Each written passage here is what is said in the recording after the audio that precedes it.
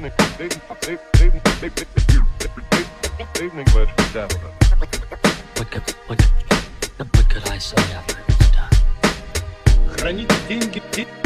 Hi guys, so welcome back to our YouTube vlog. Dito pa rin ako, Jerome Monastrial. Welcome back to our YouTube channel. Hello, hello. Currently, nandito ako ngayon sa Ayala Malls, Manila Bay for the year 16 of Stance Pilipinas. Then, bago mag-start, syempre, may mga kotseng pumapasok. Isa to sa mga nakita kong very unique kasi parang ito lang ata yung Mazda ngayon na nandito pa. Wala bang dumadating na ibang Mazda eh, parang ito pa lang. Nandito yung may-ari, si Sir. Rogel Cañada. Kwentuhan nyo naman ako, anong kotse tong nasa likod natin ngayon? Mazda 323 Gen 1 po. JDM Interplay build na catalog specs na nakamags lang. Anong mod? Anong gear siya ulit? 1994 po. 1994. Pasok sa Legends of the 90s. Ano ba to bro? Parang pinamana ba to sa inyo? Paano napunta yung kotse na to sa inyo? Nabili ko sa tropa po kay John Bacosa. Pero before, iba po yung itsura niya. Iba yung grill, headlights, hood, bumper. Yung pagkakaalala ko. Daming pinalitan po from exterior to interior para maabol yung catalog build. Tama ba JDM yung face? Pero before, parang local face. Or naka-local hood siya, tsaka grill. Pero yung bumper niya is pre-facelift na JDM. Yung 3 holes. Ito po kasi is yung facelift ng Japan na po. Siguro start muna tayo with the front. Ano mga nabago na dito? Buong face po, headlight, grill, bumper, tsaka itong hood po. Ito eyelids to, no? Eyelids Yan. po. Tsaka yung hood din po. Ito, nakita ko, ano to?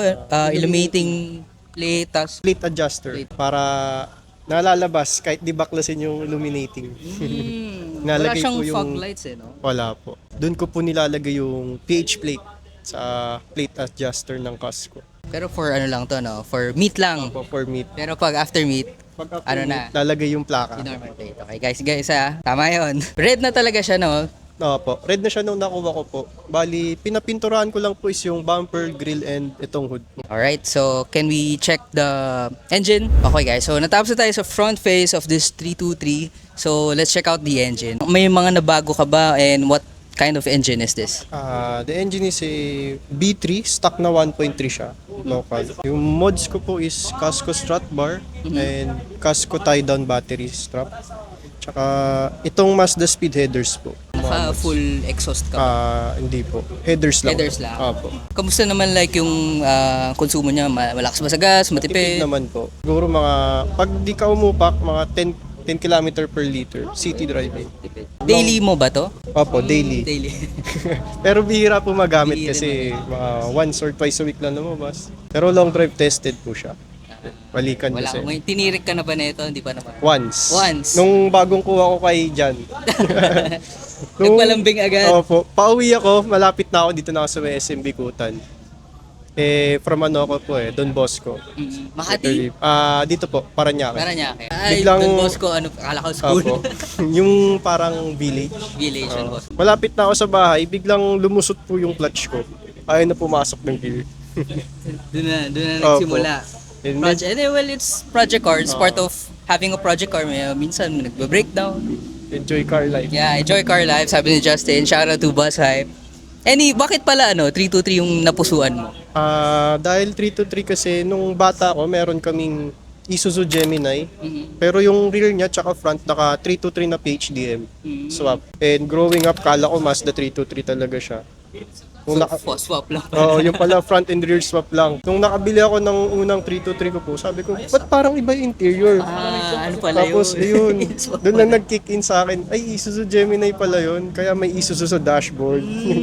Any future plans sa engine? Future plans, sa ngayon po wala pa. Stock lang talaga. Opo, Kasi stock lang. mahirap na pag kinalikot Opo. ng 90s na kotse. Punta naman tayo sa wheels. Let's go. So, tapos na tayo sa front and sa engine section. So, dito naman tayo sa wheel section. Bro, anong wheels to? Rota Fighter siya na 16x7 specs. Brakes, parang hindi na to stock Brakes is naka-run stop rotor lang po pero stock caliper siya. Suspension. What's your suspension? na naka HNR na lowering springs. Pero may mga coils din ba for 323? Pre-order po yata. Pre-order, pero meron naman. Meron naman po. Goma, Goma is Nankang NS2R na 205/45. matagtag ba? Matagtag. Tanong ko lang din, nakita ko tong interplay. Ano yung interplay for the Mazda car? Interplay is yung variant ng JDM Mga naka 1.5 and 1.6 na shock and dock engines sa Japan. Ito, hindi siya nakalagay before kasi nung nakuha ko siya, wala siyang fender stickers. Pa-custom pa ako ng sticker kay A-Spec, kay Sherwin Pedral. Ito pala, nalimutan ko rin ito, no? Ito, stock rin ba to or dinadagdag? Itong molding, JDM din siya. Mas makapal siya kaysa sa stock na PHDM. Kasi yung PHDM is yung ganito lang siya kanipis. Ito, ganito siya kanipis. So, nagpalit ka rin ng fender tsaka door? As is lang siya. As is Bolt lang, on, oo. mold lang. Meron rin bang chain? Side skirt. O side skirt na Meron, nabibili? pero very rare din. Very rare. Ano May siya? Mazda Foca. speed rin ba? Yung ganito po. Meron pero sa mga hatchback versions. Sa sedan wala po. Tapos na tayo sa front, sa wheels. So, dito naman tayo sa rear part of the 323. Ito, nakikita ko may Legends of the 90s. Ano yung mga napalitan mo na dito or like aftermarket na nalagay mo dito sa kotse mo? Tak pa rin naman po siya if local. Mhm. Pero yung hinabol ko po is yung pag sa JDM po may black trim and red na stripe. Ito, paint pa siya o sticker? Yung sticker po yung ito, yung stripe. Stripe. Yung black po is paint. Flat black. Exhaust, what's your exhaust? Exhaust is Fujitsu Vogiken na Legalis R po. Chamber. Shoutout to Legends of the 90s. Tapos ito may Jaff, pa siya. Siyempre, mga small details no bro to complete the JDM look. Original conduction sticker po ba yan? Opo, original pa po. Ito, Mazda Tech. Ayun, shoutout to Mazda Tech, Mazda boys. Alright, so let's check out the interior of this Mazda. Let's go! Okay guys, so we head on over inside this Mazda 323 and I can say, ang bango. Shoutout to Air Spencer. Mayroon talagang something na pag lumang kotse, may hint of talaga eh. Hindi ko alam kung paano i-explain. Naamoy ko rin to eh, 90s car smell. Naamoy ko rin to dun sa vlog natin sa small body, yung kay Sir Gas. Any changes here sa Mazda interior? Yung ito, Benetton na steering wheel. Fizz na digital tachometer and digital gauge. Fizz. Fizz. Sa Japan na. Japan. I'm hearing Vintage that mga, Fizz. I think early 80s to late 90s. Ganda ng dashboard. Ano pala siya? Digital. Stock Yes. yan? Yung digital gauge, ito po. Nilabas lang siya sa Malaysia, Thailand, Japan hindi po eh. Ano siya? Yung manual. Opo. Pero ganda. Malakas maka JDM. Opo. Ito, catalog. Parts catalog po siya. Mga parts parang OEM. OEM part numbers. Binili ko lang para pang display sa interior. Opo. So far, wala pa naman nagka-crack dito. Wala Wala, pa ka pang binabago, pinapainta. As is Ito, lang. head unit. JDM siya na Carrozzerian 90s. Wala pang Bluetooth yan, no? Kinonvert namin pero hindi pa po siya tapos eh kasi siya madilim yung display. Pero it's hindi siya working. kita. Opo. CD ba siya? CD siya po pero disabled na po ata dahil kinonvert namin yung aux niya to Bluetooth. Yung nabibili sa Shopee, Lazada. Gano'n na pala. Opo. May lumabas bang manual na, automatic na 323? Alam ko meron po, Meron. pero bihira Bihira. or onti lang. Sounds, nakaset up ba yung sounds mo? Wala po. Stock lang. Stock lang. Stock lang. Okay. Yung fabric niya, itong ganda. Ito, stock seats to. Itong seats is AutoZam na AZ3. Yung pang K-car, tama ba? Mazda MX-3 siya. MX-3. Pero JDM version kaya AutoZam po. Pero yung stock na ito parang yung hindi ganito eh, no? Opo, Parang yung diba? normal, yung may headrest na Opo, may napapalas. address dito. Ganda, ang ganda niya. Kaso sobrang tumerno. baba. Baba. Yeah. Tsaka tumerno siya dun sa sa fabric ng interior. Ayun, Ito stock naman, rin. JDM siya na facelift din po. Sa catalog. Pinalitan mo na rin.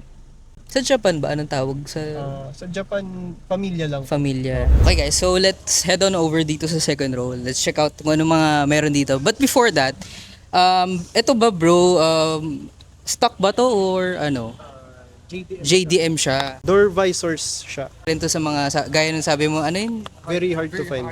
Pero meron pa. At least may nahanap. Mahirap lang hanapin. Dito, sa second round, may mga binago ka ba? Like, stock pa ba tong seats na to? Or ano na? Yung seats po, ginamit namin yung pang Astina na local para matchy siya sa sidings na JDM. Yung Ganda. fabric. And itong 3-point na rear seat belts, JDM po. Then ayun, ano yun? Ano yung SE Familia? Ito yung catalog po nung build.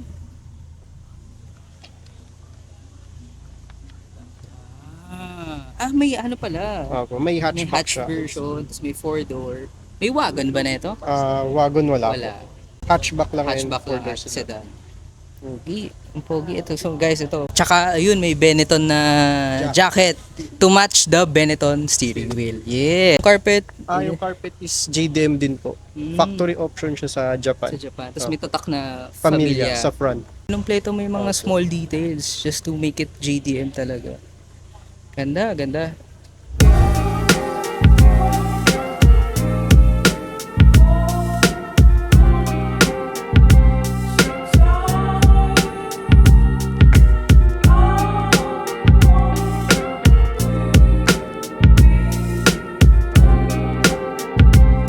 Guys, so tapos na tayo sa front, sa likod, sa loob, and sa engine. Okay, to wrap this up, any advice bro sa mga gusto magbuo rin ng ano, like this one, like 323 Familia? May mga dapat ba silang iwasan, mga headaches? Ano ba yung mga dapat i-advise para sa kanila? Hanap kayo ng fresh na unit para walang sakit sa ulo. Then, start there. Mahirap pag yung may bulok, daming bulok. Sakit ng Mazda 323. Usually sa quarter panels. Pero yung like yung engine ba, madali lang ba patinoin?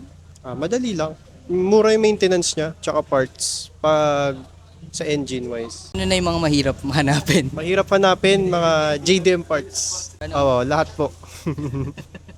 Although medyo mura naman siya compared like sa mga Toyota, Honda, Nissan.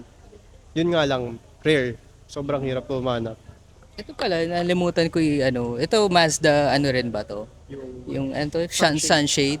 Actually, di ko po sure eh. Nakuha ko ganyan na po. Lagay mo na lang din. Opo. Pero it suits kasi syempre 90s. Opo, 90s. Pala bro, yung third brake, ano to? Third brake, light. stock ba yan? Stock din po siya. Alright, so that's it. So guys, if umabot kayo dito sa part ng video na to, you can comment down below. Ano ba maganda bro? 323 na lang. Siguro 323 or... 323. 323 na lang para short. Comment down 323 para alam kong nanood kayo from start to finish. And if you guys wanna buy our merch like this one, you can always buy our merch at www.eversince-streetclub.com. Don't forget the dash. And this has been Jerome Monastrial. Thank you so much for watching. See you on the next vlog. Janet!